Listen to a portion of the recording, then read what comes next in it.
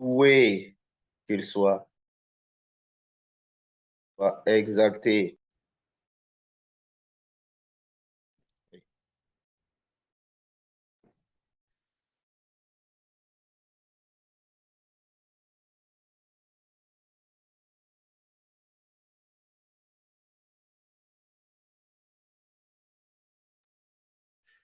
Gloire à Dieu, gloire à Dieu, gloire à Dieu.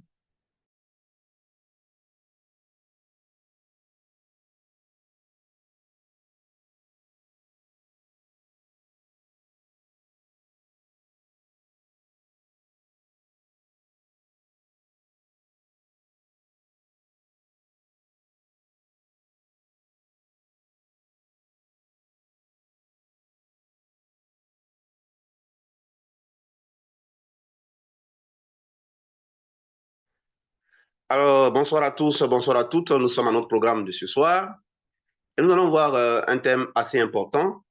Alors, installez-vous confortablement. Prenons nos Bibles ensemble et puis allons-y lire Matthieu chapitre 28. Matthieu chapitre 28, nous allons lire le verset 19 au verset 20. Matthieu chapitre 28, le verset 19 au verset 20. Alors, Matthieu chapitre 28, le verset 19 au verset 20. Et après la lecture, nous allons énoncer le thème de ce soir. Alors, Matthieu chapitre 28, verset 19 à 20. Si c'est trouvé, faisons la lecture. À partir du verset 19, je lis, « Allez, faites de toutes les nations des disciples, les baptisant au nom du Père, du Fils et du Saint-Esprit. » Verset 20, « Et enseignez-leur à observer tout ce que je vous ai prescrit. Et voici, je suis avec vous tous les jours jusqu'à la fin du monde. »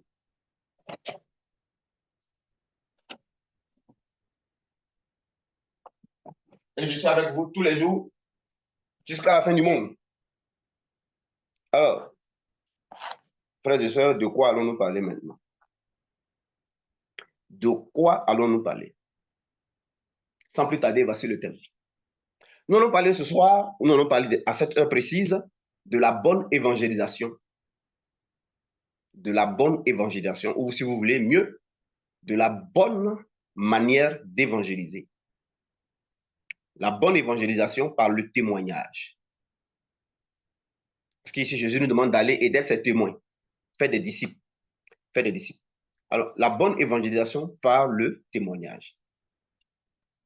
C'est ce qu'on va voir. C'est ce qu'on va voir. Alors, la bonne évangélisation, vous savez, le diable, dans tout ce qu'il fait, c'est vrai qu'il pervertit ça, c'est vrai qu'il il détourne ça de son but initial et il prend la gloire qui revient à Dieu. Mais il faut reconnaître qu'il utilise les principes qui fonctionnent, les lois de Dieu qui fonctionnent, et le diable a la bonne manière d'évangéliser. Et la manière d'évangéliser que le diable utilise, c'est la manière de Dieu lui-même d'abord.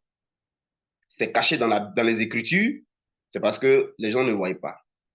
Donc, il y a une bonne évangélisation, la bonne façon d'évangéliser. Elle est plus efficace. Alors, la bonne façon d'évangéliser, c'est comme évangélisent comme le font ou comme le font les francs-maçons, comme le font les francs-maçons. Comment les francs-maçons évangélisent là, comment le diable évangélise là, c'est la bonne manière d'évangéliser. C'est comme ça que Dieu nous demande de gagner des âmes. C'est comme ça que Dieu nous demande de nous déployer. C'est comme ça que Dieu nous demande de faire des disciples. C'est à ça qu'on est appelé et c'est par rapport à ça que Dieu nous envoie. Donc, il y a une bonne façon d'évangéliser. Si tu veux savoir la bonne façon d'évangéliser, écoute maintenant. Mais surtout, il y a un modèle, il y a une façon, n'est-ce pas, que tu peux trouver autour de toi, que tu regardes. C'est comme font les francs-maçons, comme font les mystiques, comme font les clubs occultes qu'on appelle, comment on appelle, Lions Club, Jeune Chambre, Économie, enfin, ces différents éléments-là. Et il y a des versets bibliques qui nous montrent la bonne façon d'évangéliser. Et moi, je veux initier, continuer la bonne façon d'évangéliser. Tout le monde égale. Alors, Acte 10, 38, je lis, ça c'est la part de l'homme de Dieu à faire. Ça c'est ma part. Dans la bonne façon d'évangéliser comme Dieu veut, et puis les francs-maçons ont triché et qu'ils pratiquent. Les apôtres faisaient ça déjà. Dieu lui-même, dans le Premier Testament, le faisait. Et Dieu également, donc quand il est venu, n'est-ce pas, sous forme du Seigneur Jésus-Christ sur la terre, lui aussi, et Dieu aussi l'a continué dans, n'est-ce pas, les évangiles. Je précise que les évangiles font partie du Premier Testament. Et les apôtres aussi utilisaient la même bonne façon d'évangéliser. Comment Dieu évangélise là? C'est comme ça que les apôtres, n'est-ce pas, de Jésus ont évangélisé.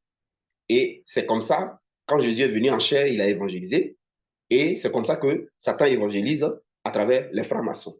En réalité, Matthieu chapitre 28, 19 à 20, c'est de ça que ça parle, seulement que c'est caché. Et dans la bonne façon d'évangéliser, il y a la part de l'homme de Dieu. Il y a ce que l'homme de Dieu doit faire.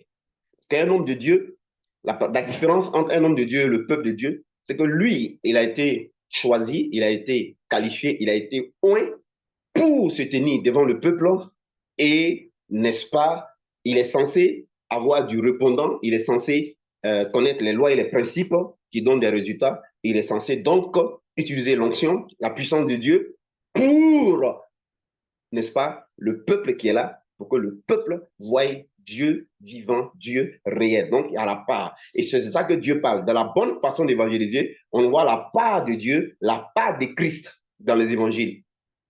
Acte chapitre 10, verset 38. Je lis, je paraphrase ce verset. Nous savons comment Dieu a oint de force et de puissance Jésus-Christ qui allait de lieu en lieu et qui faisait du bien à tous ceux qui étaient sous l'empire du diable. Nous savons comment Dieu a oint de force et de puissance le Seigneur Jésus-Christ qui allait de lieu en lieu et qui faisait du bien à tous ceux qui étaient sous l'empire du mal. Voyez-vous? Donc, la part de l'homme de Dieu, c'est d'utiliser l'onction, la puissance de Dieu et d'aller faire du bien à tous ceux qui sont sous le contrôle du diable. D'aller faire en sorte que le diable enlève sa main sur les gens, enlève sa main sur la vie des gens.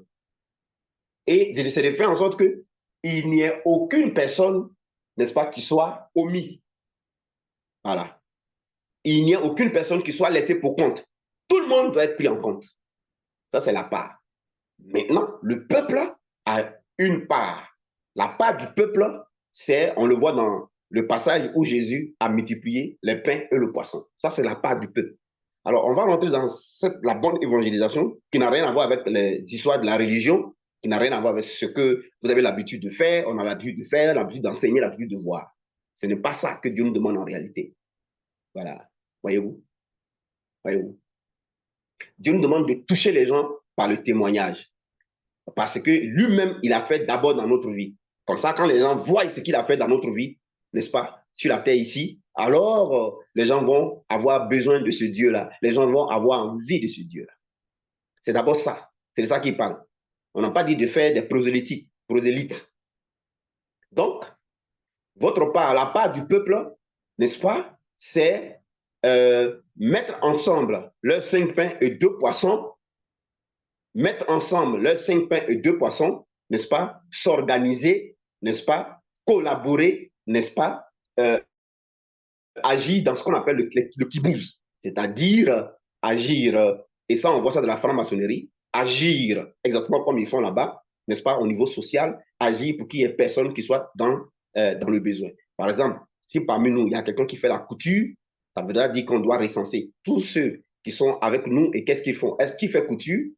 Ceux qui font la couture se recensent, ceux qui vendent les jus se recensent, ceux qui ont une activité, voilà, sont recensés. Ceux qui n'ont pas d'activité sont recensés. Ceux qui ont des enfants qui vont à l'école sont recensés. Ceux qui ont un niveau, qui n'ont pas de travail, sont recensés. Et ça veut dire quoi? Ça veut dire que mon frère qui fait la couture, ben, alors il doit faire un tarif étudié et tous les autres doivent aller coudre chez lui. Ça, c'est mettre ensemble nos 5 pains, 2 poissons pour qu'il y ait à manger, tout le monde ait à manger et qu'on ne manque de rien, mes amis. Ça, quand le monde voit ça, le monde a envie de ce Dieu-là. C'est très important. Donc, la part du peuple, c'est d'avoir un tel état d'esprit. Chacun doit mettre ensemble ses 5 pains, 2 poissons. Il faut qu'on trouve au milieu de nous les plombiers. Si quelqu'un a un travail de plomberie à faire, il ne va pas aller chercher un plombier ailleurs, mais c'est un plombier parmi nous qui va aller faire ce travail. C'est-à-dire consommer entre nous et ne pas sortir en dehors de nous. Mes amis, ça c'est la part du peuple. Ça c'est la part du peuple. Parce qu'il faut quelque chose qui fasse qu'il n'y ait pas d'indigents.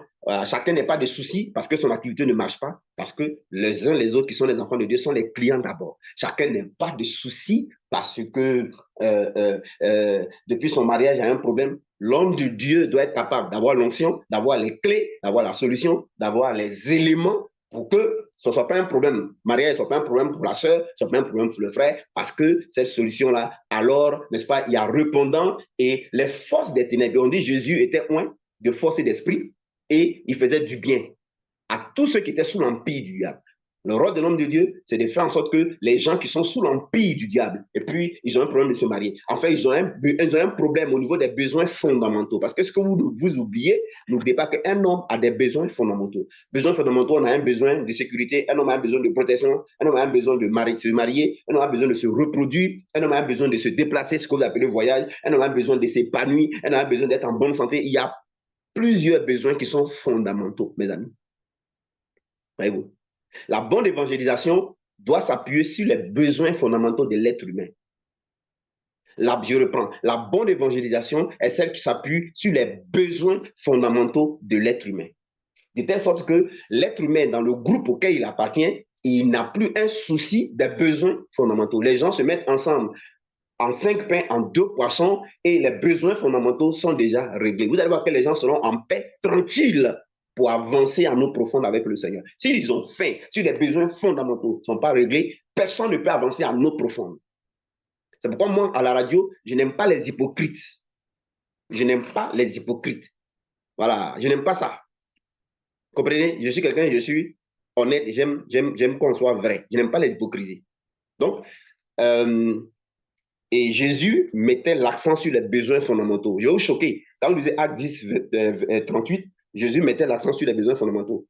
La femme qui perdait du sang pendant 38 ans, pendant 12 ans, elle a besoin de guérir. C'est un besoin fondamental. L'homme a un besoin fondamental de la bonne santé. Ouais, non? C'est pourquoi les femmes, plus elles prennent de l'âge même, elles mettent tout ça de produits pour qu'elles rajeunissent. Parce que le cerveau, elle commence à la conscience. Est-ce que mon mari m'aime encore? Il va m'aimer encore. Est-ce qu'il va me désirer? Est-ce qu'il va me désirer? Ouais, non. Son besoin fondamental. Et c'est stress. Donc Jésus a mis l'accent sur les besoins fondamentaux. Mais à l'église, on nous dit de ne pas mettre l'accent sur les besoins fondamentaux. Vous voyez qu'il y a un problème. Jésus a attiré les gens par leurs besoins fondamentaux. Les francs-maçons attirent les gens par leurs besoins fondamentaux. Les mystiques attirent les gens par leurs besoins fondamentaux. Nos enfants qui vont à l'école, ils les coptent et ils leur donnent du travail, ils vivent l'argent dans leur compte.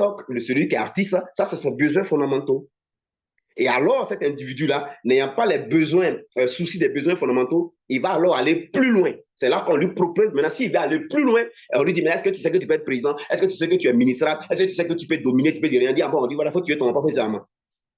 Au début, on lui donne goût au pouvoir, goût au règne, goût à la puissance, goût à la domination. Qui n'aime pas sucre dans la bouche?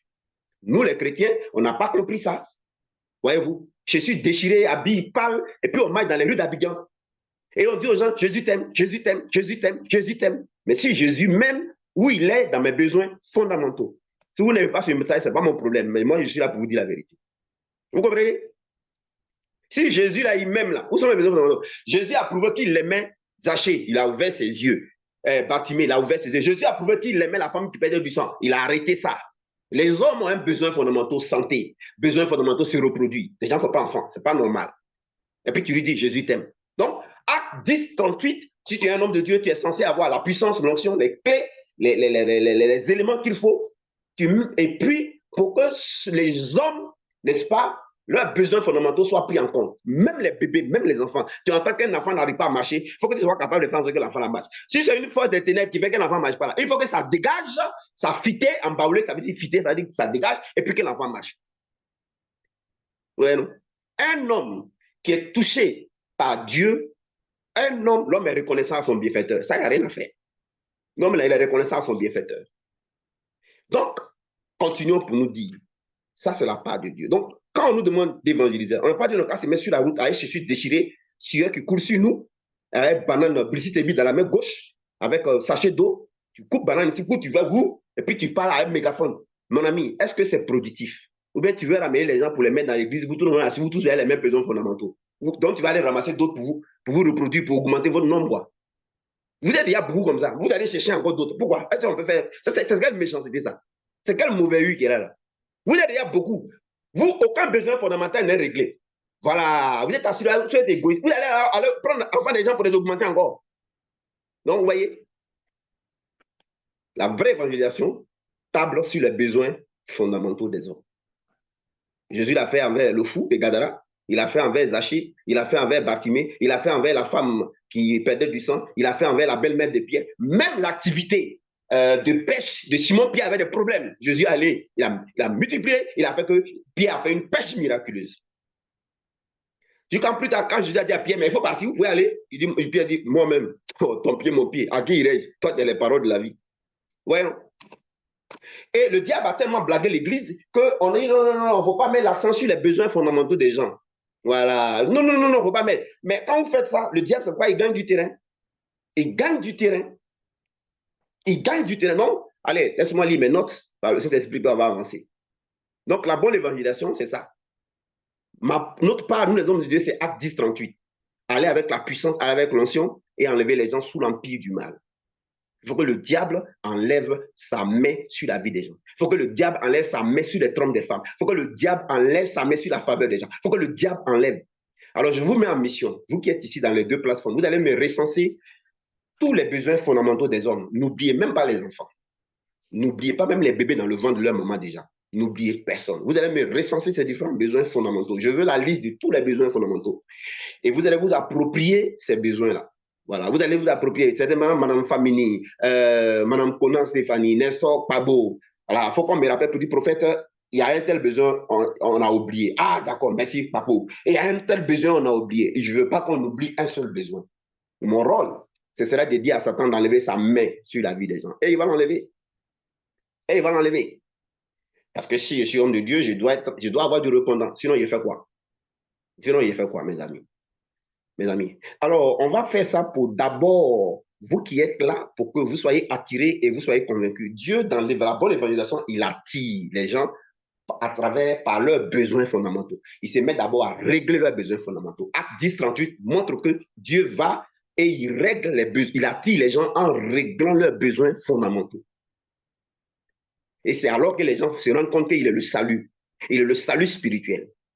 Il est le salut de l'âme. Il est l'agneau de Dieu qui ôte le péché du monde.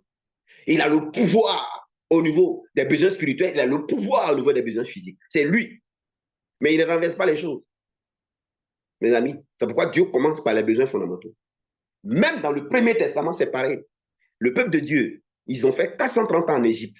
Leurs besoins fondamentaux, mes amis, excusez-moi, hein, leurs besoins fondamentaux, là, c'était de quitter l'esclavage. Là. Ils sont venus sur terre, les destinés doivent se réaliser. Ils ne doivent pas travailler pour les autres, il faut qu'ils travaillent pour eux. Il faut que leurs propres projets réussissent. Il faut que les enfants aient un avenir. Il faut qu'ils aient leur propre maison. Ça fait des années, ils meurent, ils sont en Égypte, ils sont esclaves.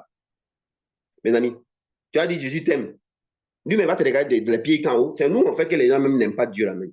Donc Dieu, même dans des conditions comme ça, là. C'est pourquoi moi, il dit que parmi vous, la personne ne peut me convaincre avec ces messages bizarres renversés là. Je ne t'écoute pas quand tu me rencontres des conneries comme ça. Là. Tu me comprends. Je ne veux pas t'écouter. Peut-être que tu ne sais pas ce que tu dis. Donc, voyons, donc Dieu, dans le Premier Testament, il agit d'abord, il enlève les Hébreux sous la puissance du diable. Acte 10, 38 encore. Il les sort de l'Égypte. Les deuxième besoin fondamental, on a commencé à le poursuivre. Les sorciers des familles les poursuivaient. Il les sort de la poursuite de la sorcellerie. On ne les atteint pas. Leur autre besoin fondamental, c'est qu'ils sont bloqués devant les esprits des autres des familles. Ils règlent le problème, ils traversent. Un autre problème, c'est qu'un homme fort de la famille, on l'appelle Amalek. Amalek se dresse sur leur route. Il dégage l'homme fort, et puis les gens, leur destinée avance. Un coup, voilà, les gens, ils sont dans le désert, ils tournent en rond. C'est-à-dire que quelqu'un les mettre dans un coin où il y a un rond-point. On appelle ça sens giratoire. Vous avez les carrefours là. Là, c'est un cercle. Et donc, les gens les ont mis dans le cercle. C'est-à-dire que tu retournes toujours au village. Les gens ont des problèmes, ils retournent au village. Il y a des problèmes que les gens vivent, finalement, ils sont obligés de retourner au village. Il y a des gens qui ont travaillé d'habiter quand ils n'ont pas construit une maison, et puis ils terminent au village. C'est-à-dire que toi, on t'a mis à cercle. Au village, c'est ça qui est le rond. Tourner en rond, là, c'est retourner au village. Tourner en rond, c'est retourner à la case départ. Vous comprenez? Donc, ils étaient en désert, puis tourner en rond. C'était leur besoin fondamental. Dieu les a enlevés de tourner en rond là. Les gens sont là, ils ne sont pas dans leur destinée. Ils ne sont pas dans leur destinée, ils sont des manœuvres, ils souffrent. Dieu les a fait rentrer parce que quelqu'un assis sur leur destinée. C'est ce qu'on appelle comment? Dieu a enlevé ces quelqu'un-là. Et puis, il les a fait asseoir. Ils sont dans leur destinée. Après ça, Goliath est venu se dresser. Il y avait un défi. Dieu a enlevé le défi. Donc, que ce soit dans le Premier Testament, Dieu a toujours séduit l'homme. C'est une guillemets. Hein? Dieu a toujours attiré l'homme. Dieu a toujours convaincu l'homme. Dieu a toujours touché le cœur de l'homme à travers ses besoins fondamentaux. Vous devez venir renverser l'évangile pour renverser les choses. C'est vous qui faites que les francs-maçons gagnent du terrain sur nos enfants. C'est vous qui faites ça. Vous dites dans vos chambres bidons que je n'aime pas que je hais. Haïssez-moi sur la terre. Haïssez-moi sur la terre. Critiquez-moi sur la terre, critiquez-moi sur la terre. Ça fait rien, ça fait rien, ça fait rien, ma patrie est dans les cieux. J'irai là-bas, c'est ma nouvelle patrie. Ah, mon frère, ton chant là, mes amis. Donc, dans le Premier Testament, Dieu a misé, n'est-ce pas, sur les besoins fondamentaux. Dans le désert, il les a nourris. Dans le désert, il les a donné l'eau à boire. Tout ça, c'était pourquoi? Attirer les gens, attirer le cœur. Tu penses que quand tu as un mégaphone sur la route, tu dis Dieu, Jésus t'aime là que. Aujourd'hui, on est évangélisé par problème de conscience. Si il n'a pas fait ça, Dieu a dit qu'il est fâché à moi, il ne le sait pas. C'est pas ce qu'il te demande de faire. Est-ce qu'on t'a dit qu'il faut prendre un micro pour aller parler sur la route? Depuis que tu fais comme ça, là, toi-même, tu es déjà dans les problèmes, tu as attiré dans un problème encore ou bien quoi. Vous êtes devenu beaucoup de problématiques. Donc, dans le Premier Testament, on voit que Dieu, n'est-ce pas, sait t'appuyer d'abord sur les problèmes, les besoins fondamentaux des êtres humains. Voyez-vous? Il va dire donnez-leur vous-même à manger dans les évangiles. Voyez-vous? Et on va encore dans Actes chapitre 2, à partir du verset 40, 41, 42, 43, Actes chapitre 3. Ils étaient dans le même lieu, mais ils n'étaient pas dans le même lieu pour faire seulement que la prière, pour faire seulement que le jeûne, pour faire seulement que le salut spirituel. Mais ils faisaient, eux, le salut spirituel, les éléments du salut spirituel, ils s'entretenaient dans ce que Jésus a fait. Je vais vous expliquer normalement comment une église doit fonctionner. Ce n'est pas compliqué, les amis. Une église met en avant les deux éléments, salut spirituel, salut physique. C'est quoi le salut spirituel? C'est quoi le salut spirituel? Le salut spirituel consiste à nous encourager au sujet de ce que Jésus a déjà fait et qu'on ne peut plus rien nous faire. On ne peut plus rien faire à notre esprit, on ne peut plus rien faire à notre âme. C'est-à-dire, un jour, je vais prêcher là-dessus, mais je fais une parenthèse parce que ça concorde avec ça. Le salut spirituel, ce n'est rien d'autre que de faire comprendre, frères et sœurs, chers assemblées, chers frères et sœurs, la bonne nouvelle, réconfortons-nous, raffermissons notre foi, parce que on a le salut, c'est acté. La mort de Jésus-Christ est une décision de justice qui a été rendue à la croix. Là, je suis dans le salut spirituel, hein. Mais je ne fais pas ça pour qu'il y ait un salut spirituel. Hein. S'il est assis dans l'église, ça veut dire qu'il a d'ailleurs salut spirituel. Salut spirituel, on t'enlève au dehors et puis tu viens à l'église, dans la maison de Dieu. C'est un salut spirituel. Maintenant, là-bas, là, on t'explique que tout est vraiment accompli. Et puis tu réponds, yo. On t'explique que la mort de Jésus-Christ, là, pour toi, là, ça a constitué une décision de justice qui est rendue. Et cette décision de justice, elle s'impose à toute la création. Elle s'impose à toute la création, à tout l'univers visible et invisible. Il n'y a plus de preuves à charge te concernant. Et tu dis, Seigneur, merci. On dit ton âme, il n'y a plus de preuves à charge. Ton esprit, il n'y a plus de preuves. Seigneur, merci. Tu vois? Et il a pris ta condamnation à ta place. Amen. Et il est mort en tant que notre substitut. Amen. On s'entretient comme ça. Hein? On s'entretient comme ça. Tu vois?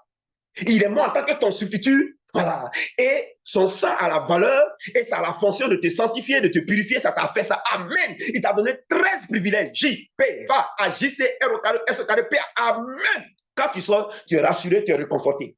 Et puis tu attends le retour de Jésus. Mais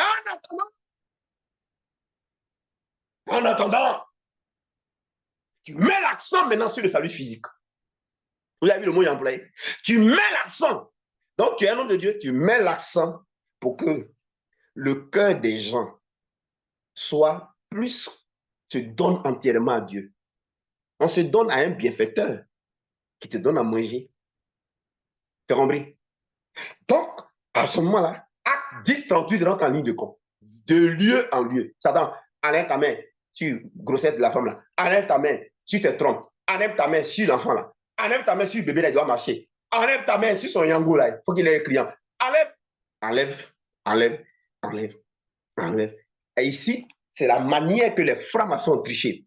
Quand les gens viennent là-bas, ils ne se cassent pas la tête. Ils virent l'argent dans leur compte. Ils leur trouvent du travail. Ça, c'est votre part à faire. Quand les gens viennent, on est entre nous, vous devez vous organiser. S'il y a plombier, nous tous là, c'est le même plombier là qui a fait nos travaux. Vous avez vu? S'il y a couturier, nous tous là, c'est chez le couturier, on s'en va. Couturier, toi aussi là, tu dois diminuer le prix un peu. S'il y a médecin, docteur, nous tous là, c'est lui qui va nous consulter. Tu dois diminuer un peu ta prestation, monsieur le docteur. Chacun bénéficie de chacun. C'est ce que les formations font. Mais c'est ce que Jésus fait. C'est ce que Jésus fait. C'est ce que Dieu fait. Dans le premier, comme le deuxième testament. Même les apôtres, c'est ce qu'ils ont fait. Ils ont trouvé cet homme-là qui était à ses pieds, il était paralytique. On dit, on n'a pas l'or et l'argent à te donner, il faut te lever. Je vais vous dire une chose. Le besoin de l'homme, ce n'est pas que tu lui donnes de l'argent. Hein. Un homme n'aime pas mendier. Dieu n'a pas créé l'homme pour que l'homme mendie. Dieu a mis dans l'homme la dignité. Tu vas aider l'homme une fois, tu vas l'aider deux fois, tu vas l'aider trois fois. Mais ce n'est pas parce qu'il aime ça. C'est parce qu'il est serré qu'il accepte. Mais il aimerait que tu utilises le pouvoir spirituel que tu as, la capacité spirituelle que tu as là. Tu l'enlèves dans la situation. Ce qui fait que quand lui, il va travailler de ses 10 doigts et puis ça ne marche pas là. Il faut que lui, quand il travaille, ça marche. C'est ce qu'il lui veut. Ce n'est pas dit qu'il faut donner 1 million. Tu vois? Ce qui fait que lui-même, il ne se marie pas. Il faut enlever ça. Et puis il va se marier. Ce qui fait que l'enfant ne marche pas. Il faut faire l'enfant à marcher. L'enfant n'est pas intelligent. Il n'a pas devenir intelligent. Parce que l'homme veut réussir lui-même. Avec Dieu ensemble. Voilà le vrai besoin. Au début, donc, c'est pourquoi vous devez vous organiser en ce qu'on appelle le kibbutz. Quand la personne vient, lui enlever le souci du quotidien. Il ne faut pas que les gens aient souci des clients. On est comme ici là. Mais c'est nous tous là. On s'en va faire coudre nos habits chez un d'entre nous qui est couturier. Est-ce que lui va avoir souci des clients encore? Non. Vous voyez, non? Tu es plombier. On ne va pas avoir un plombier encore, on t'appelle. Tu es charbonnier. C'est toi, chez toi, on paye charbon. Mes amis, c'est ça la bonne évangélisation. Et c'est ce que les francs-maçons font et ils font. Voilà. Donc, après que Dieu ait attiré et convaincu, prouvé son cœur, sorti d'affaires, des problèmes, chacun dans ses besoins, ses situations, en lui permettant non de mendier, non d'être un éternel assisté, mais d'être libre des contrôles et de se réaliser lui-même, de satisfaire à ses besoins, réaliser ses projets, réaliser ses besoins fondamentaux, travailler, prospérer de ses propres mains, dignement. Alors chacun ira naturellement à être témoin de Christ. Je reprends. Chacun ira alors naturellement à être témoin. C'est comme ça que dans la franc-maçonnerie, quand ils attirent, tu es un artiste, ils vont virer dans ton compte, ils vont faire ta publicité avec toutes les chaînes. Donc chacun qui est directeur de radio, de télévision, il fait ta publicité. C'est comme ça qu'ils font. Celui qui est parmi eux, là, celui qui est avocat, là, ton problème, c'est il va appeler tous ses amis avocats, puis ils vont agir pour toi. Au tribunal, même, tu as tort, hein, mais comme le magistrat, le juge, les jurés, ils sont tous francs-maçons, ils sont même ceux comme toi, alors que toi, on vient de te coopter, ils vont te séduire, ils vont t'attirer. On dit que tu as gagné. Et puis, ça ne va pas quelque part.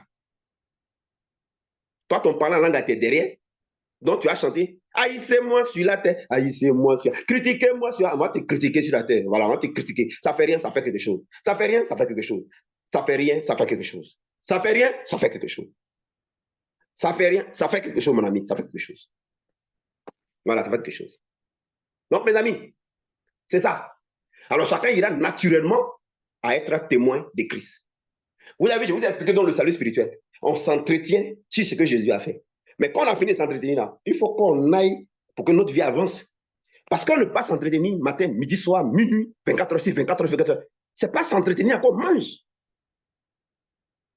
Est-ce que vous m'avez compris ce soir? Ce n'est pas s'entretenir, on mange. S'entretenir là, ça maintient notre foi, notre confiance. On est dans la joie, on est dans la joie. On sait que nos péchés sont pardonnés, on est expié. On travaille à la transformation de notre caractère en mettant du temps dans la pratique de la présence de cet esprit. On s'entretient dans ce que Jésus a fait. Et puis, on va chacun maintenant, on va dans la présence de Dieu, n'est-ce pas? Dans la présence de Dieu, chercher l'huile, on est rempli, on est rempli. Voilà notre différence. Hein. Voilà notre différence. Voilà notre différence, c'est tout. Hein. Mais quand on a fait ça là, matin quand on sort chez nous dans la maison là, tout le monde s'en va maintenant par rapport à sa vie physique. Parce que quand tu sors là, tu t'en travailler. Quand tu sors là, tu t'en vas pour que tu te maries. Quand tu sors là, tu t'en vas parce que tu as un projet, tu as un homme d'affaires à rencontrer. Quand tu sors là, alors mon ami, il y a quoi? cet entretien-là qui va te faire quelque chose. Cet entretien-là qui va te faire quelque chose. Oui, il y a quoi? Non, oui. Alors donc, mes amis, qu'est-ce qu'ils font? Il faut donc attirer, convaincre, pousser librement les gens à aller plus loin dans les principes spirituels. Dans la franc-maçonnerie, ils attirent d'abord. Ils attirent d'abord. Et c'est ce que la Bible dit dans un verset.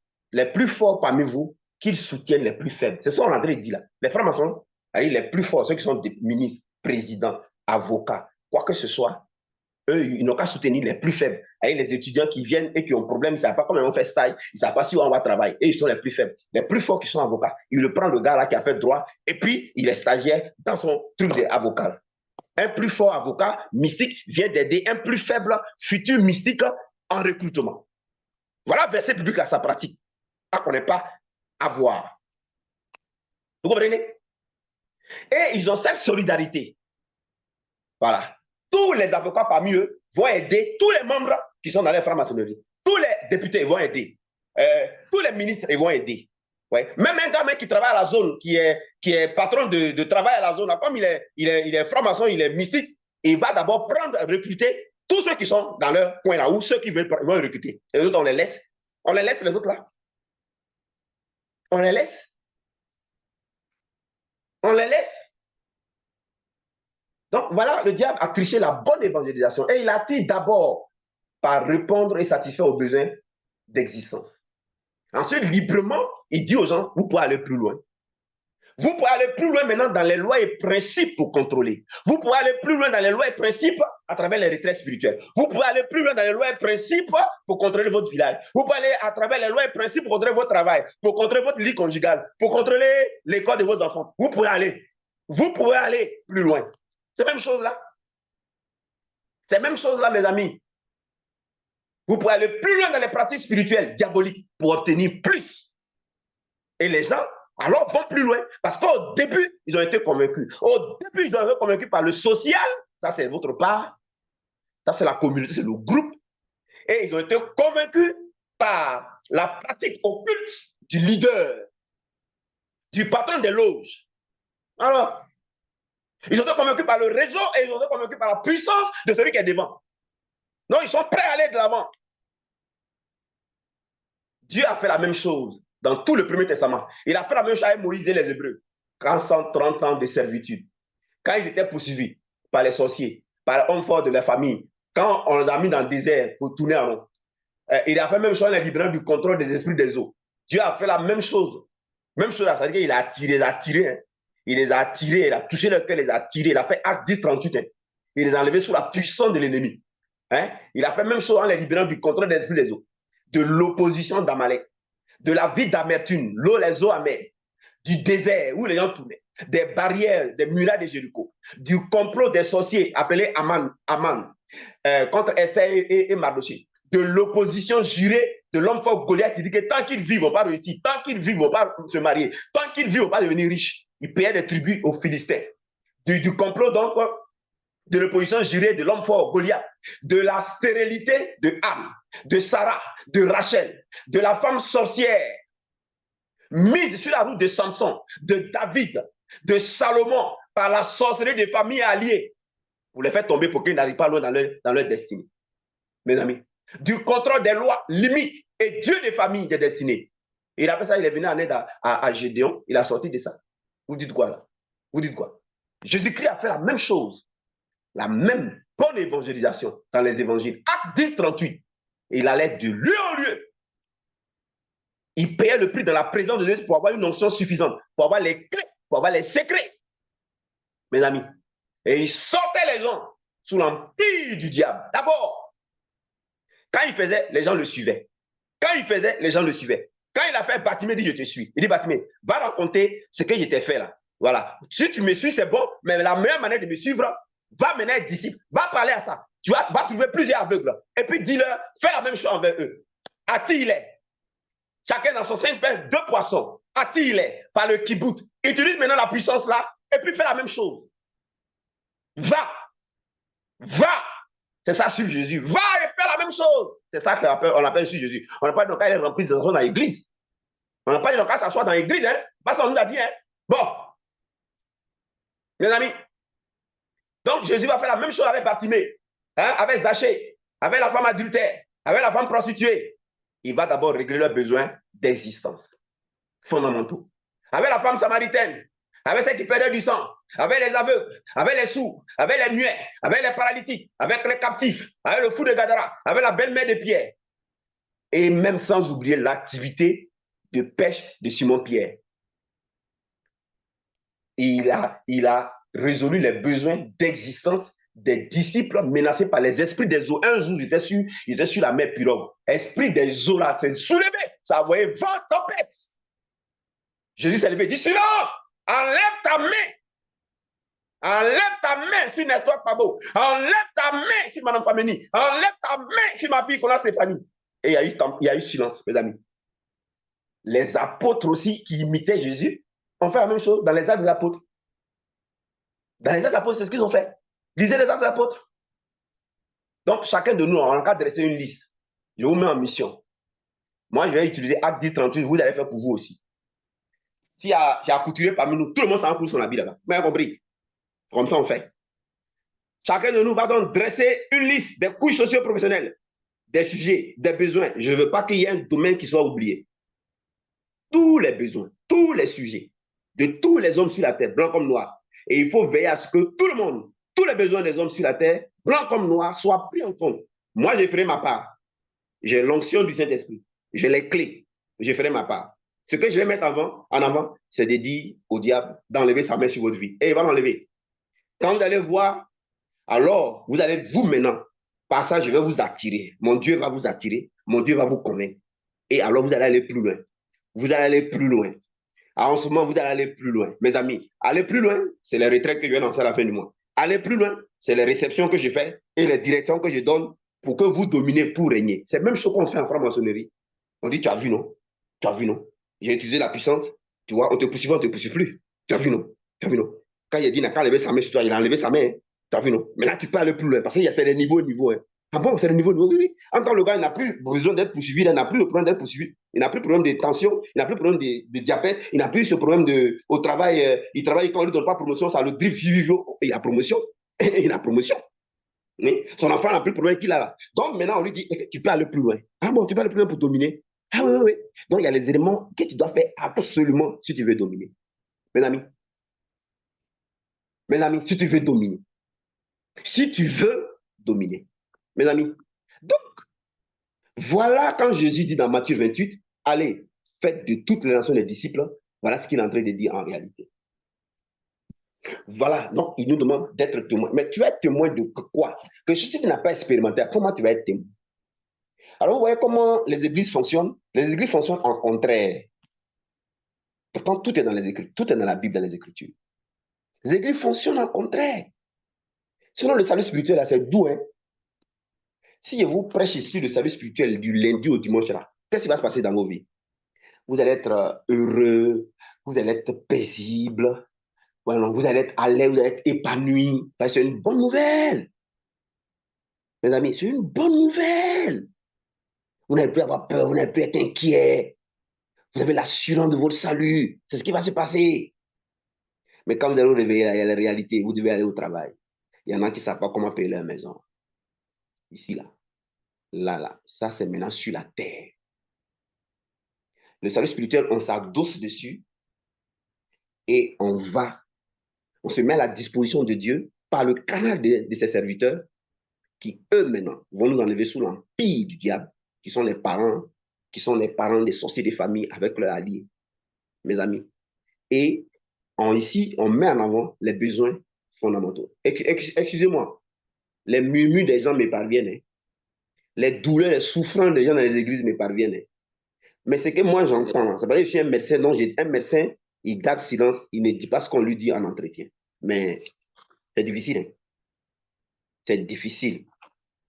Si vous savez l'âge des gens, l'âge qu'ils ont, sans femme, sans enfant, sans travail, c'est une visa.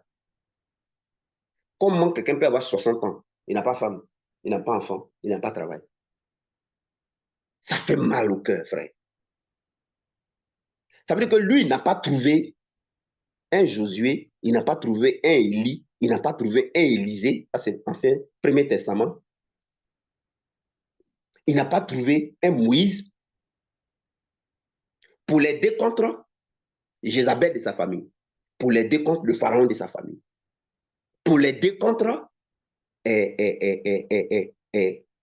comment on appelle ça, pour l'aider contre Amalek, pour l'aider contre le désert où il tourne en rond, hein? Pour l'aider contre Dathan, Corée et Abiram, hein? Pour l'aider contre Goliath, pour l'aider contre, qui encore là, ces individus-là, contre Muraille de Jéricho.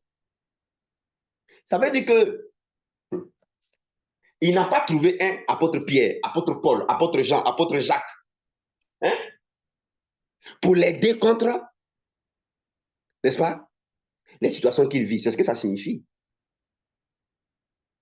C'est ce que ça signifie, mes amis. Donc, l'évangélisation, ce n'est pas aller se mettre dans la rue et puis venir augmenter le nombre des gens dont les besoins fondamentaux là, ce n'est pas résolu. Ce n'est pas ça, hein? C'est pas ça l'évangélisation. Moi, je n'aime pas une telle évangélisation. On promet du tout. J'ai horreur de ça. Voilà. Voilà, j'ai horreur de ça. En tout cas, si c'est comme ça, mais je ne veux pas. C'est pourquoi vous voyez que moi, je vais dans les radios. C'est parce que je sais tout ça là. Et donc, avec déjà les moyens que vous avez donnés, jeudi, j'ai fini dans l'église où vous m'avez invité là. J'étais là-bas mardi. Demain, jeudi, je vais terminer avec eux.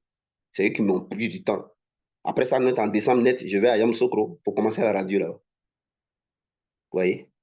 Et il y a un homme de Dieu qui est parmi nous, je ne dirai pas son nom, mais que Dieu le bénisse, qui a payé une deuxième radio, la radio Baptiste Œuvre Mission. C'est parce que je n'ai pas le temps, je vais aller régler. Donc, ça fera 2 radios. Ça fera 2 radios. Donc, je serai à cheval entre Yamoussoukro pour appliquer Acte 10-38 et à cheval entre Yamoussoukro et puis Abidjan, La Voix Sainte et puis Radio Chandelier. Voilà, je serai à cheval. Je n'aime pas les manières, la méthode actuelle d'évangéliser, là, je n'aime pas ça. Voilà, elle est contre-productrice, elle n'est pas utile. La bonne manière, c'est ce que les francs-maçons font. Et c'est ce que Dieu a fait dans le Premier Testament, c'est ce qu'il a fait dans les évangiles, et c'est ce que les apôtres ont fait. Mes amis,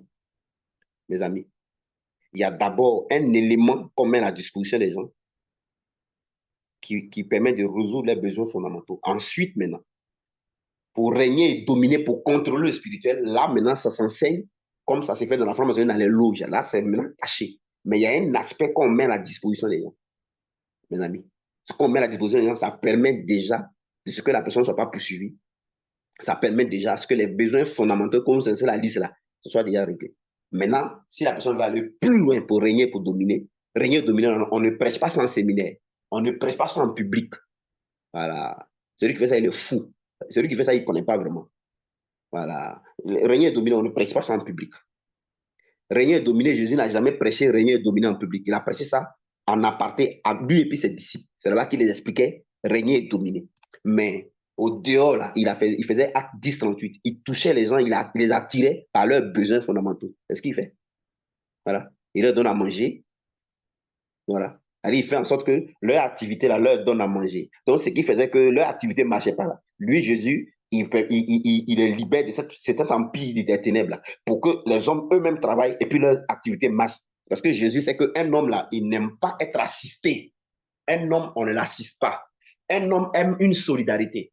Dans une solidarité, si lui, les plombiers, il met son travail de plomberie là à la disposition de tout le monde. Et puis on le paye. C'est son travail qui lui donne à manger. Tous les frères et sœurs ne vont pas appeler notre plombier ailleurs, mais c'est lui qui va appeler. Il gagne son argent honnêtement. Seulement lui, il diminue un peu le prix. Il n'est pas assisté. On appelle ça la solidarité. Dieu sait que l'homme aime ça. Donc, ce que Dieu fait dans la bonne évangélisation, il t'enlève dans ce qui t'empêche. Et puis, on ne va pas t'appeler pour faire plomberie là. Comme ça, tout le monde, beaucoup d'hommes t'appellent. Et puis, il dit les hommes, mettez-vous ensemble et mettez à disposition vos compétences, que chacun bénéficie. Il ne faut pas bénéficier pour l'autre seulement. Puis toi, tu ne fais rien. Non. Tu donnes, tu reçois, l'autre donne, il reçoit. Ouais, non. Ça, c'est les besoins fondamentaux. Quand l'homme, au Boigny a dit, l'homme qui a faim n'est pas un homme libre, c'est vrai. Un homme qui a faim n'a pas de religion. Hein. Il n'a pas la religion. Un homme qui a faim n'a pas de religion. Voyez-vous? Donc, les besoins fondamentaux. La bonne évangélisation s'appuie sur les besoins fondamentaux. C'est pourquoi Lucifer a mis l'accent sur régler les besoins fondamentaux de ceux qui se tournent vers lui. Vous voyez, non? Et puis l'Église, eux, ils sont ailleurs. L'Église est ailleurs. Moi, j'ai fait un constat. Je suis allé sur la chaîne YouTube. Je suis allé sur nos chaînes YouTube. Vous savez ce qui s'est passé? Je regarde la chaîne YouTube. Mais les messages qui ont plus d'écoute et de vues, c'est les messages qui parlent des besoins fondamentaux des hommes. Moi-même, je suis dépassé même. Moi-même, je suis dépassé. Quand je vais sur YouTube là, ma chaîne YouTube là, je regarde combien ont regardé tel message, combien ont écouté tel message. Mais j'ai vu que les messages qui ont beaucoup plus de personnes qui ont écouté là, c'est les messages qui parlent de résoudre les besoins des existants. Mais c'est comme ça, c'est comme ça on est. C'est comme ça on est. C'est comme ça on est. C'est pourquoi je dis que je n'aime pas l'hypocrisie des gens. Voilà, je n'aime pas. Je dis, oh, non, regarde, si laissez le Seigneur à faire. Oh, puis eux-mêmes, ils sont là, bon, faut pas me faire parler le soir. Hein. Le truc va loin. Non, c'est bon, on va s'arrêter comme ça. On va continuer. Donc, oui, oui, j'ai vu. Maintenant, je suis allé regarder comment faire en sorte que le Saint-Esprit nous parle et comment se laisser diriger. Là aussi, j'ai vu qu'il y avait beaucoup plus de personnes. Beaucoup de personnes.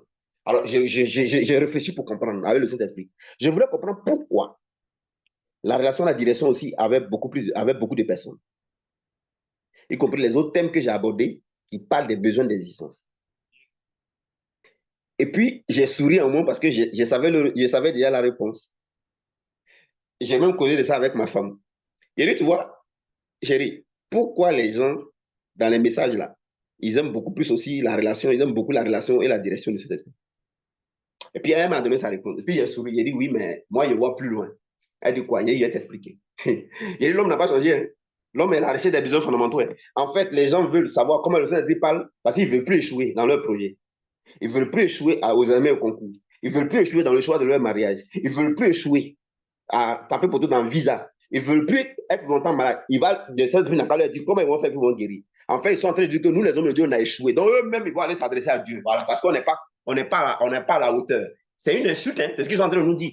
Donc, OK, comme c'est un représentant, il ne peut pas. Nous, on va aller trouver Dieu lui-même. Il va nous expliquer. Il a commencé à rire. Et vous-même, vous riez actuellement dans vos cœurs. Vous savez que ce qu'il dit est vrai. Vous savez que c'est vrai. Donc, quand les gens disent qu'ils veulent relation de direction là, c'est pas parce qu'ils aiment Saint-Esprit, hein. C'est pas Saint-Esprit qu'ils veulent, hein. Et les gars, moi, on ne peut pas me blaguer, on ne peut pas me faire ça. Je connais l'homme qui a passé. Je connais. C'est pas parce qu'ils veulent Saint-Esprit, hein. Non, non, non, non, non. Ils veulent plus échouer. Voilà. C'est que leur foyer est en problème là. Ils vont aller dire au Saint-Esprit comment il va faire pour qu'il répare ça. C'est tout. C'est tout, il a besoin fondamentaux là. C'est toujours les besoins fondamentaux. Oui, mais non. Oui, mais non, non. Donc, moi, je connais le cœur de l'homme. Je sais ce qui est dans l'homme. On ne peut pas me blaguer. C'est pourquoi un des problèmes que les gens ont avec moi, je suis un pasteur qui ne fait pas de courbettes devant les gens. Tu es ministre, tu es député, tu es président, mon ami. Je vais te traiter de la même manière que je traite la veuve, l'orphelin et le gars qui n'a rien à l'église. C'est vraiment fait. Hein? Il y a un homme qui était venu moi une année là, au temps des réformateurs, un député. Il est venu me trouver à l'église. Il dit, ah, vraiment, on a parlé de vous et tout ça. Il dit, hein, moi, je vais aller prendre chaise, fauteuil, pourquoi? Il est mis devant où tout le monde s'assoit là. Il faut t'asseoir là, il est assis là. Tu es venu chercher Dieu. Il faut te mettre là où tout le monde se met. Maintenant, il me regarde 1 mois, 2 mois, 3 mois. Il ne me voit pas aller chez lui. Il ne me voit pas l'appeler au téléphone. Moi-même. Non, il vient à l'église et me dit, je connais le coup présidentiel, le président Gbagbo et sa femme. Je dis, ah, mais c'est bien. Et je suis toujours avec eux. Il dit, ah, mais c'est bien. Je vais vous introduire là-bas un jour et tout ça. Je dis, ah, d'accord, j'ai compris. Alors, il pensait qu'il allait aller chez lui. Il a dit, bon, mon frère, on fait celui de prière ici. Marabaka Sandamela, et de Hinke Linke Lila. Si je fais chez toi Rabababa, c'est qu'il doit aller faire chez la veuve Rabababa. Si je fais Robobobobobo, je te traite en priorité, c'est qu'il doit traiter la veuve en priorité. Sinon, c'est pas moi, prophète Élie Patrice. Je n'ai pas mis pied chez lui. Rien, nada. Je n'ai pas appelé, nada. Il n'est pas appelé. Hein? Toi, tu penses que tu as mis quoi? Si tu as mis tu as m'envoyé chez le président, puis ça me va quoi? Si tu m'envoies chez le président, même la présidente, ça ne va pas l'arranger. Hein, parce que moi, je lui ai dit là, lui, il va avoir peur. Il va dire, quoi? Lui, il m'a parlé quand il t'a dit la vérité. Ça, c'est clair. Oh, fais la vérité. Hein. Et puis ton agent, il m'en fout de ça. Voilà. Il m'en gabe même de tes sous. Il me dit rien même. Parce que j'ai compris ce que j'essaie là, tu as besoin de ça. Voilà. Donc, c'est pas moi qui me fais pitié ici. C'est toi qui as te fait pitié. Je vais te tester au maximum pour voir si tu cherches Dieu vraiment. Bref, ça, c'est une parenthèse à fermer. Donc, quand il a vu qu'il n'a rien vu venir et il ne le voyait plus, il s'est retiré. Il dit, c'est bien fait pour toi. C'est mieux que tu te retires vite. Regardez-moi ça. C'est vous là. Bref. Donc, mes amis, il y a une bonne évangélisation. La vraie. La vraie évangélisation, c'est Acte 10, 38. Nous savons comment Dieu a un de force et de puissance. Le Seigneur Jésus-Christ qui allait et qui faisait du bien. Donc, moi, j'ai ma part. OK? Je vais donc utiliser l'onction. Quand je vais revenir de Yamoussoukro, Yamoussoukro, de toute façon, j'y vais régulièrement. Et puis, au niveau de la radio Chandelier. Alors, dans le mois de décembre, faites-moi la liste. Mais les retraites vont se faire. Hein. Et puis, ceux qui veulent plus, ceux qui veulent régner et dominer, voilà, c'est les réceptions, vous venez et on va vous dire ce qu'il y a à faire. Mais pendant ce temps, je ne veux pas que ceux qui ne viendront pas, je ne veux pas qu'eux, ils restent en reste. Donc, on va utiliser au moins comment le diable va enlever la main sur eux.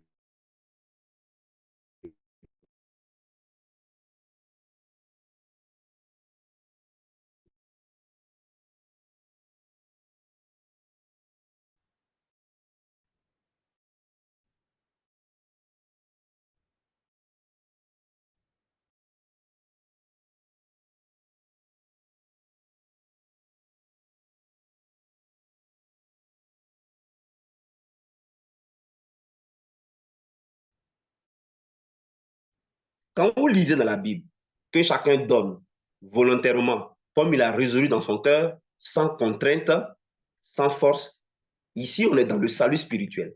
C'est-à-dire que j'exprime ma reconnaissance à Dieu de ce qu'il a pris ma condamnation. Il est mort en tant que mon substitut. Il n'y a plus de preuves à charge. Le salut spirituel, on m'a expliqué, mon cœur est dans la joie, je suis heureux. Le diable ne peut plus rien faire. Il n'y a plus de lien sur mon âme, plus de lien sur mon esprit, plus de lien machin au niveau de mon esprit. Dieu a bien racheté, il a libéré. La joie, la tranquillité, la paix, le repos. Venez à moi, vous tous qui êtes fatigués et chargés. Là. Voyez-vous? OK? Ma gratitude, mon action de grâce. Mais je le fais volontairement. Ce que je donne ne m'est pas imposé, c'est volontairement. Voyez, non? Volontairement, bien sûr, par gratitude, par amour pour Dieu, qui m'a aimé par amour pour Dieu. Ça, c'est le salut spirituel. Et ici, en ce moment-là, on parle de gratuité. Gratuité parce que la personne, c'est volontairement. Mais tu veux dominer sur terre, tu veux percer sur terre, on est dans les principes. Et dans les lois et principes, il faut absolument qu'intervienne une offrande. Soit l'offrande qui te coûte ou l'offrande de point de contact. Si tu vas chez un féticheur, tu vas chez un marabout, tu le salues, tu dis bonjour monsieur le marabout Ndiaye. Il dit oui, bonjour mon frère Toukoué. Tu dis non, je viens de te saluer. Il dit ok, c'est quoi, vous causez. Et puis tu sors sur le marabout. Il n'y a aucun lien qui est créé, il n'y a aucun contact qui est créé. Parce que tu n'as pas pris son médicament, tu n'as pas donné l'argent. Il n'y a rien qui est créé. Mais tu vas chez le marabout, tu le salues, tu es assis. Et puis, tu donnes de l'argent en retour de son médicament, il y a un lien qui est créé, c'est terminé. L'ennemi va dans ta vie. C'est pourquoi, en matière des problèmes d'existence, l'offrande précède, l'offrande intervient toujours. Vous voyez, non? Il faut qu'on vous prêche clair les choses comme ça. Donc, quand tu t'en vas, l'offrande que tu fais volontairement, c'est dans le cadre du salut spirituel. Dans le salut spirituel, on ne peut pas te demander de l'offrande. On ne te demande pas de l'offrande. On te demande ta reconnaissance à Dieu. C'est toi-même là. Dis-moi, tu vas alléguer, tu vas adorer Dieu, tu fouilles dans ta poche et puis tu donnes. Selon maintenant le degré de ta gratitude, de ta reconnaissance, de ton amour pour Dieu, c'est toi qui donnes le montant que tu veux. Personne ne voit. On dit comme tu as résolu. Il faut qu'on vous prêche bien la Bible en fait. Hein. Donc, le problème c'est quoi? Vous venez pour les problèmes de votre vie, existence, pour dominer, régner. Donc, vous rentrez dans le cadre des principes de l'univers et vous voulez fonctionner dans le salut de votre âme. Ça ne marche pas. Et pour vous, ici, vous dites que non, on va vous faire gratuit. Et que si ça marche, après, vous allez être reconnaissant à Dieu. Mais ça ne marche pas. Ça ne va pas marcher. Parce que vous n'êtes pas dans le même principe ici. Vous n'êtes pas dans le même cadre des choses. Alors, il faut que les gens aient le courage de vous expliquer. Pour dire, frère, tu es venu là. Tu fonctionnes dans quel domaine? Tu dis, non, je suis venu parce que j'ai diabète et cancer. On ne peut pas demander à quelqu'un de faire offrande pour qu'on prie pour lui. Parce qu'ici, on est dans le salut spirituel. C'est un paquet, c'est un cadeau. La guérison, là, ça fait partie de son salut. Il y en a 13 bénédictions. Ça va de son salut. Ouais, non? On peut te demander de payer 5 francs pour que les services de l'administration des cieux se mettent en mouvement. Ça ne fait pas du ton salut. Ceux que je forme, ils savent, il y a 13 privilèges et 7 bénéfices de l'écoulement du sang de Jésus-Christ. Ça, on ne demande pas 5 francs à quelqu'un. Mais toi, tu dis que moi, je sais qu'au niveau de mon salut, c'est OK. Mais j'ai dit, je veux connaître les lois et les principes, n'est-ce pas, pour me réaliser sur la terre. Ben là, c'est différent. Pourquoi l'offrande intervient? L'offrande intervient pour créer un lien. Il y a une dame qui m'a appelé. Elle dit, ah, vraiment, homme de Dieu, mon ministère, voilà, je vois qu'il y a l'attaque, parati, parata. Là, elle ne me parle pas des saluts spirituels ici. Hein. Et donc, je voudrais que le Seigneur agisse, parati, parata. OK. Je l'ai écouté, quand je l'ai écouté, ben, je lui ai fait la part des deux éléments. Mais elle a compris clairement. Elle a compris la part. Puis je lui ai expliqué le principe. Je lui ai expliqué la clé. La clé, le principe qui va faire qu'aucun sorcier ne va être dans son église, aucun sorcier ne va être dans l'assemblée. aucun sorcier. C'est-à-dire que si on lui dit la même, il va fumer, il ne va pas rentrer là-bas. Il ne va pas rentrer là-bas. Mais je lui ai montré. Mais je lui ai dit, attention, tu précèdes ça d'une offrande, puis tu m'envoies. Puis je l'explique, je lui dis, parce que si tu ne fais pas l'offrande, ça ne va pas te concerner. Ça ne va pas te. Tu vas pas être. L'offrande veut dire offrir, offrir. C'est-à-dire que tu t'offres. L'offrande te fait donner. L'offrande fait que il y a un contact. Il faut qu'on vous explique. Il faut qu'on vous explique. Mais dans le cas du salut spirituel, quelqu'un va prier pour vous pour la maladie. Il ne doit jamais vous demander 5 francs. C'est qu'il n'est pas de Dieu. Ouais, non? Pour le salut de votre âme. Non, non, non. Pour tous les éléments qui font partie du salut de votre âme. Oh, la liberté. La liberté. On ne va pas prier pour ta liberté. Concernant le salut de ton âme, tu es déjà libre. Tu vois, non? On te demande seulement de croire que tu es libre. Alors, puis on prie. De croire que tu es guéri. Et puis tu exerces ta foi. Donc, là, tu ne fais pas, tu donnes rien. Tu ne donnes rien, tu n'as rien à donner. C'est comme ça que vous allez attraper un faux pasteur et un vrai, un faux prophète et un vrai. Vous pouvez savoir facilement, ce n'est pas compliqué. Ouais, non. Mais celui qui fonctionne dans le salut physique, qui vous dit offrande, il n'est pas un faux. Parce que si vous ne dites pas offrande, il n'est pas complet parce qu'il a honte, il a peur que son nom se gâte. Vous avez compris le témoignage que je vous ai donné en concernant monsieur, je n'ai pas dit son nom, hein, et que le Seigneur m'a dit, s'il est pressé, il n'a qu'à faire ce qu'on fait quand on est pressé. Donc, ça veut dire que ce qu'on a dit que le Seigneur n'est pas bon, hein? On va dire, mais Seigneur, on a reçu gratuitement, on a donné gratuitement. Le monsieur là, il est malade. Vous savez que j'ai prié pour lui. Je n'ai pas demandé 5 francs, j'ai prié pour lui, c'est moi qui guéris, Jésus l'a guéri. Mais maintenant, lui, il veut qu'on paye ses droits. Ça, ce n'est pas salut spirituel. On a renvoyé, on n'a qu'à payer ses droits. Sorcier a bloqué ses droits. On a renvoyé, on n'a pas appuyé principe. Et puis Dieu lui-même, créateur, me dit, il faut lui dire, il n'a qu'à donner ce qui nous coûte. Il dit, pourquoi? Monsieur n'arrive pas à manger, il ne paye pas sa maison. Il dit, mais il n'a qu'à faire ce qu'on fait quand on est pressé. Donc, ça veut dire que Dieu est faux type. Dieu est faux type. Quand vous ne comprenez pas là, fermez votre bouche là, parce que vous ne comprenez pas. Allez demander au Saint-Esprit. Donc, les offrandes sont volontaires dans le cadre du salut spirituel. C'est une reconnaissance, c'est une gratitude par rapport à ce que Jésus a fait. Mais vous voulez résoudre les problèmes de la terre, mon ami, tu fais offrande. Et plus tu veux libérer une puissance plus grande, tu veux qu'un ange plus fort se mette en action, tu fais une offrande qui te coûte. Donc, il y a l'offrande de point de contact et il y a l'offrande qui te coûte. Ça, c'est pour le salut physique. Le salut spirituel, tu ne fais pas offrande. Tu remercies Dieu. Après, tu peux être reconnaissant. Dieu vous bénisse. Alors, tracez-moi, faites-moi la liste de tous les besoins. Prévoyez même les enfants, ceux qui vont à l'école. Je ne veux pas qu'un élément, parce que je ne veux pas qu'un élément manque. Les enfants qui ne marchent pas, les enfants qui ne sont pas intelligents à l'école. Faites-moi la liste. Vous qui êtes sur WhatsApp, vous qui êtes sur Zoom. Et puis, en ce moment-là, Dieu voulant à mon retour de Yamsoukro, voilà, à mon retour de Yamsoukro, je vais lancer ça. Je vais lancer, vous allez voir, je vais lancer ça et on va demander, ordonner à ce que l'ennemi enlève sa main sur vous. Et Dieu va vous convaincre, Dieu va vous toucher dans vos besoins fondamentaux. Mais vous n'allez pas régner et dominer d'abord, parce que ce n'est pas ça qui va régner. Et puis, en fonction de ça, vous allez être dignement pouvoir vos besoins, dignement vous nourrir, dignement faire ça, dignement faire ça. Ça, c'est moi ma part. Vous avez votre part à faire aussi. Hein. Vous devez faire en sorte que quand vous allez dresser la liste là, hein, je m'adresse à ceux qui sont en Côte d'Ivoire, ceux qui sont en Europe, tout le monde s'implique. Tout le monde s'implique. Maintenant, si vous ne vous impliquez pas, je n'ai même pas me fâcher même. Puisque ici, je suis en opération marketing. Voilà, je suis en opération marketing pour mon Dieu. Donc ici, là, je ne me fâche même pas même. Voilà, même s'ils ne font pas haut, je ne me fâche pas. S'ils ne font pas haut, je vais toujours appliquer acte 10, 38 heures sur eux pour que la puissance des ténèbres enlève sa main sur eux. Parce que là, je suis dans une opération marketing. Toucher les gens pour qu'ils voient par les preuves. Voilà, comme ça s'est fait de l'autre côté, quand le gars vient là, les gens lui donnent l'argent, les gens lui donnent stage, les gens, et puis il est touché. Et puis après, on dit, tu vois, non, il n'a plus besoin là, il n'a plus de problème là, il est digne là. On dit, maintenant, tu peux aller plus loin. Donc ça, j'ai décidé d'être pionnier et montrer aux gens la vraie évangélisation. Parce qu'on est fatigué des évangélisations avec un micro sur la route, suer sur les gens, odeur même, ça les suit. On clomet, on va mettre fin à ça, on va montrer ce qui est mieux, on va montrer ce qui est meilleur. D'accord? Shalom, que Dieu vous bénisse. On se retrouve. J'ai besoin de vos soutiens de la prière. Hein. Bah, depuis que j'ai commencé à faire des réceptions et commencé à montrer aux gens comment faire pour dominer là, pour contrôler là, c'est pas bon quoi. Voilà. Je sais je sais ce qui se passe. Donc j'ai besoin juste que beaucoup à la maison là. Vous vous souvenez de ma famille, vous vous souvenez de moi dans vos prières. C'est très important. Vous avez compris? Que Dieu vous bénisse. Bonne nuit à vous. Hein.